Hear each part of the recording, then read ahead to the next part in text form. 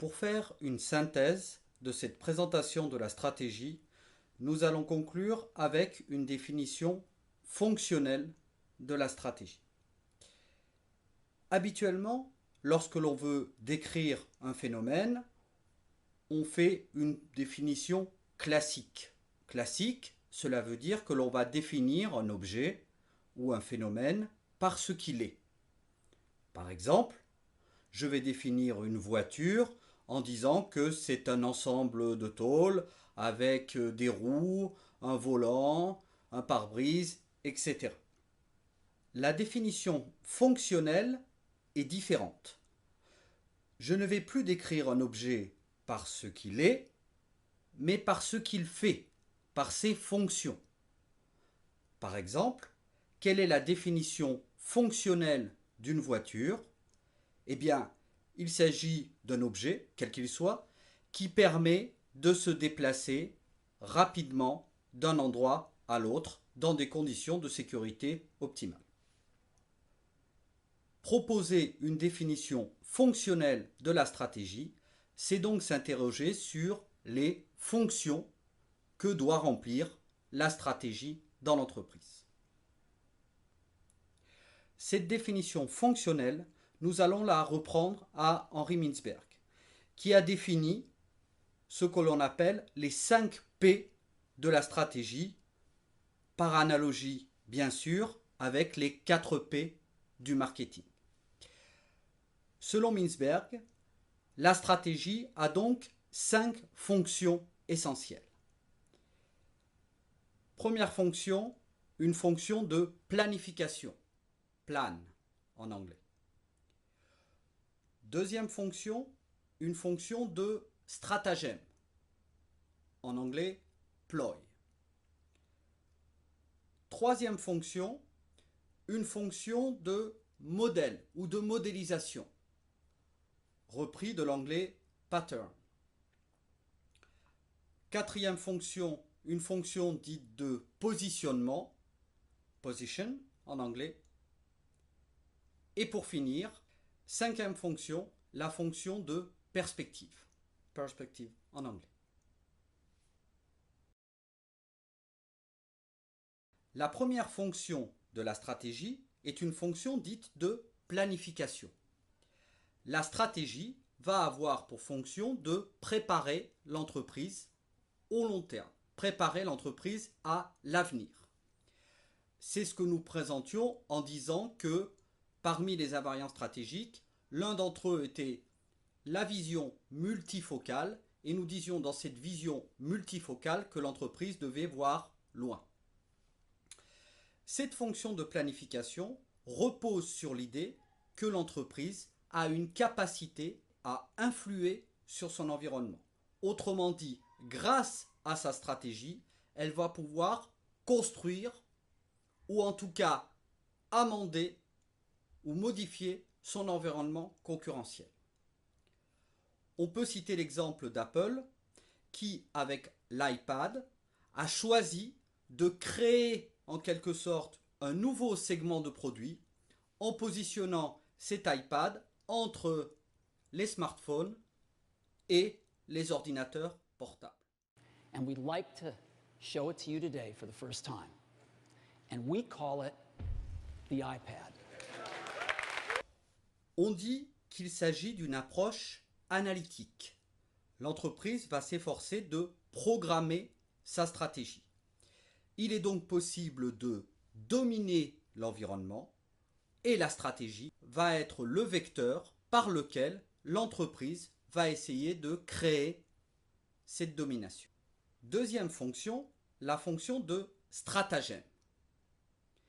L'idée est que l'entreprise, pour effectuer sa stratégie, n'a pas toujours besoin de faire des actions réelles, de créer un nouveau produit, d'abaisser son prix. L'idée de stratagème, c'est reconnaître que l'entreprise évolue dans un environnement concurrentiel. On peut donc essayer, pour rendre une stratégie plus efficace, de convaincre les autres parties prenantes et de convaincre également les concurrents que l'on va agir d'une certaine façon sans nécessairement mettre en œuvre des actions précises. On va essayer en quelque sorte d'influencer l'environnement plutôt que d'agir directement sur lui.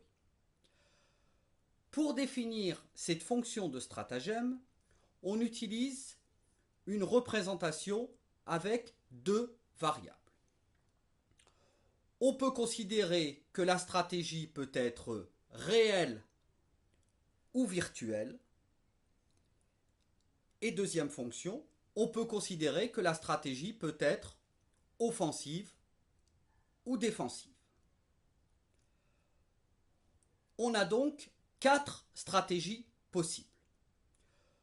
2 stratégies réelles, la stratégie offensive où l'entreprise prend l'initiative et la stratégie défensive où l'entreprise réagit. Exemple d'une stratégie offensive, l'iPad. Exemple d'une stratégie défensive, le fait de baisser les prix, par exemple, lorsqu'un concurrent baisse les prix. La fonction de stratagème se retrouve, elle, plutôt dans ce que l'on appelle la dimension virtuelle de la stratégie. Et on peut également définir 2 stratégies virtuelles. Une stratégie offensive dite de persuasion et une stratégie plus défensive dite stratégie de dissuasion. Première de ces stratégies virtuelles, reposant sur l'utilisation de stratagèmes, la stratégie de persuasion. On peut prendre 2 exemples de cette stratégie de persuasion, tous deux tirés de l'histoire militaire. Le premier exemple, c'est Napoléon lors de la victoire d'Austerlitz. Napoléon était opposé à une force plus importante en nombre et il a essayé de faire croire à ses ennemis qu'il était en position de faiblesse. Comment ? En proposant de négocier, en retirant des troupes.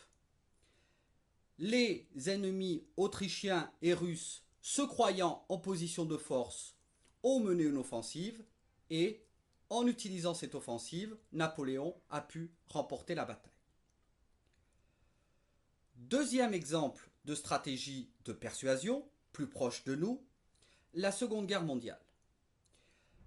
Pendant la Seconde Guerre mondiale, les Alliés ont essayé de faire croire aux Allemands que le débarquement, prévu normalement en Normandie depuis quelques années, devait se dérouler dans le Pas-de-Calais. Comment ont-ils fait pour persuader les Allemands de cet état de fait ? Eh bien, ils ont également utilisé un certain nombre de stratégies. Des agents infiltrés, mais également une fausse armée qui avait été bien évidemment massée proche des côtes anglaises, autrement dit en direction du Pas-de-Calais. Pourquoi une fausse armée ? Eh bien parce qu'à l'intérieur de cette armée, tout était faux. Les chars d'assaut étaient gonflables, les canons étaient des canons en bois. Après la guerre, les Alliés ont eu, suite évidemment à l'accès aux archives allemandes, la preuve que finalement cette stratégie de persuasion avait marché et que les Allemands étaient persuadés que le débarquement aurait lieu finalement dans le Pas-de-Calais. Dans l'entreprise, comment peut-on persuader un concurrent ou persuader un marché ? Eh bien, évidemment, les méthodes sont différentes.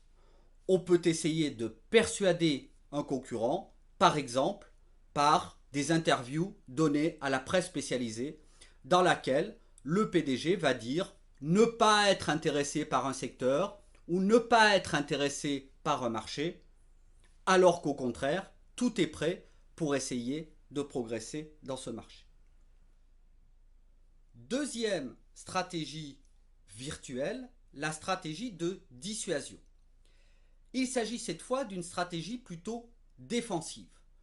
Autrement dit, on n'essaye pas de persuader les concurrents que l'on va agir d'une certaine façon pour agir d'une autre, on va essayer de les prévenir.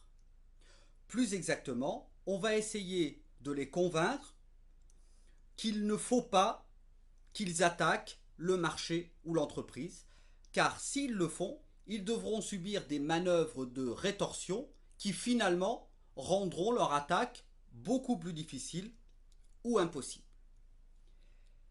C'est l'exemple des grandes entreprises cotées en bourse sur le marché français, sur le CAC 40, qui quasiment toutes utilisent un certain nombre de techniques financières destinées à limiter ou empêcher les attaques, par exemple par des offres publiques d'achat, autrement dit des tentatives de rachat de leur entreprise en utilisant les actions disponibles sur le marché boursier. Quelles sont ces techniques? Elles sont assez nombreuses. Ces stratégies ont en quelque sorte trois dimensions. On peut essayer de prévenir l'attaque en étant prévenu le plus vite possible que l'on risque d'être attaqué. Et si l'attaque survient, on peut utiliser d'autres moyens qui vont retarder ou complètement empêcher la prise de contrôle en utilisant là aussi des techniques spécialisées.